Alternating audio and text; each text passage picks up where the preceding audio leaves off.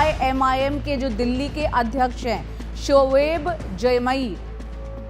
जमई का बयान जो है वो सामने आया है। ट्वीट करते हुए उन्होंने अपना ये बयान जारी किया है और लिखा है कि भाजपा के कुछ बड़बोले नेता दिल्ली में ईद की नमाज को लेकर गलत बयानबाजी कर रहे हैं। उनको मालूम होना चाहिए कि ये संभल या मेरठ नहीं, दिल्ली है।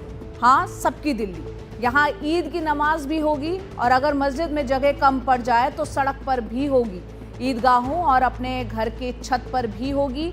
कावड़ यात्रा के दौरान मुख्य सड़क को कई घंटे के लिए बंद किया जा सकता है तो नमाज के दौरान 15 मिनट के लिए भी किया जा सकता है। व्यवस्था करने की जिम्मेदारी पुलिस और प्रशासन की है। तो एआईएमआईएम के जो दिल्ली के जो प्रदेश अध्यक्ष हैं शोएब जमई, उन्होंने एक बयान जारी किया है और एक बार उनका बयान आपको सुनवाते हुए। दिल्ली में भी भाजपा के नेताओं को बीमारी लग गई है मुसलमानों के खिलाफ अनाप शनाप बयान देना। अब कह रहे हैं कि भाई दिल्ली में दुकानें बंद करवा दो, नमाज नहीं होगी। हाँ, क्यों नहीं होगी? कौन है आप? ये जो बयानबाजी कर रहे हैं इनको मालूम होना चाहिए कि ये दिल्ली है, संभल या मेरठ नहीं है। ये दिल्ली सबकी है और यहाँ नमाज भी होगी और ईद भी मनाई जाएगी और सब लोग उसमें साथ देंगे। अगर मस्जिद में जगह कम पड़ जाएगी कहीं पर तो सड़क पर भी नमाज होगी, ईदगाह में भी होगी, लोगों के घरों के छत पर भी होगी। क्यों नहीं होगी? जब भंडारे के लिए रास्ता रोक सकते हैं आप, अपने धार्मिक अनुष्ठान के लिए आप सड़कें रोक सकते हैं, कांवड़ यात्रा के लिए कई दिनों तक हाईवे को जाम कर सकते हैं आप, तो 10 से 15 मिनट के लिए ईद के नमाज के लिए आप व्यवस्था नहीं कर सकते। तो दिल्ली के मुख्यमंत्री जी को इतना कहना चाहूँगा कि अपने बड़बोले नेताओं को कहें कि दिल्ली का माहौल ख़राब न करें। नफरती बयान दे करके जो दिल्ली का माहौल ख़राब कर रहे हैं, दिल्ली की जनता देख रही है। ये जिम्मेदारी पुलिस प्रशासन की है और पुलिस प्रशासन को देखना चाहिए कि ये व्यवस्था हो, लोग जमा होंगे, ईद पे होंगे, खुशियाँ मनाएंगे। आप अपने धार्मिक अनुष्ठान कर सकते हैं तो मुसलमान क्यों नहीं कर सकता? यहाँ मेजॉरिटेरियन तरीके से नहीं चलेगा, देश संविधान से चलेगा। फ्रीडम ऑफ रिलीजन सबके लिए है। जो पैमाना आपके लिए हो सकता है वो पैमाना मुसलमानों के लिए भी होगा। ये बात ध्यान रखना चाहिए। तो दिल्ली में नफरत फैलाने की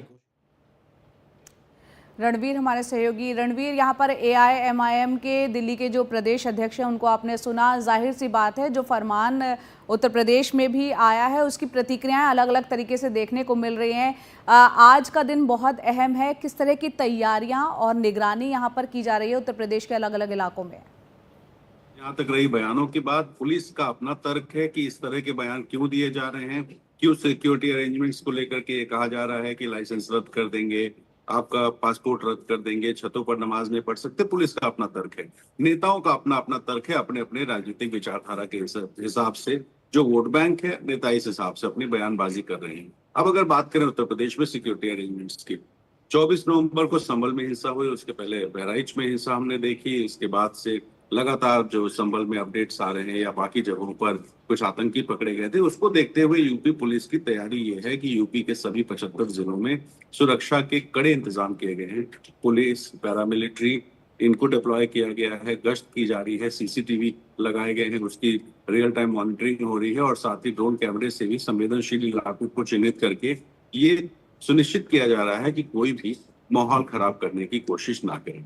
इस कोशिश के बीच में जो राजनीति है वो अपने तरीके से काम कर रही है और जो पुलिसिंग है वो अपने तरीके से काम कर रही है। पुलिस का तर्क ये है कि सिर्फ और सिर्फ एक कोशिश है कि माहौल खराब ना हो। राजनीति की कोशिश ये है कि अपने अपने वोट बैंक को सहेजने के लिए बयान जारी करेंगे। तो यही हो रहा है और ये होता रहेगा। अभी आज अलविदा की नमाज है, शुक्रवार का दिन है, आखिरी जुमा है, भीड़ भाड़ होने वाली है और इस भीड़ भाड़ के बाद एक भीड़ भाड़ 2-3 दिन बाद होगी, 31 या 1 को जब ईद का मनाया जाएगा। तो ऐसे में आने वाले 2-3 दिन ये पूरे चुनौतीपूर्ण है और इसके बाद फिर रमजान के बाद रामनवमी भी देखने को मिलेगी, बैसाखी भी है, तो अलग अलग त्योहार हैं और इस बीच में अलग अलग जगहों से कई तरह की प्रतिक्रियाएं आ रही हैं जिसको लेकर के राजनीति तेज हो रही है और होती रहेगी। राणा सांगा का बयान हो या फिर वीट की दुकानें बंद कराने का बयान हो, छतों पर नमाज रोकने का बयान हो जी। या फिर शस्त्र लाइसेंस कैंसिल करने का, तो इस तरह के जो बयान हैं उससे आने वाले दिनों में राजनीति भी तेज होगी। लेकिन पुलिस का अपना तर्क ये है कि उनकी कोशिश सिर्फ और सिर्फ कानून व्यवस्था बनाए रखने की है।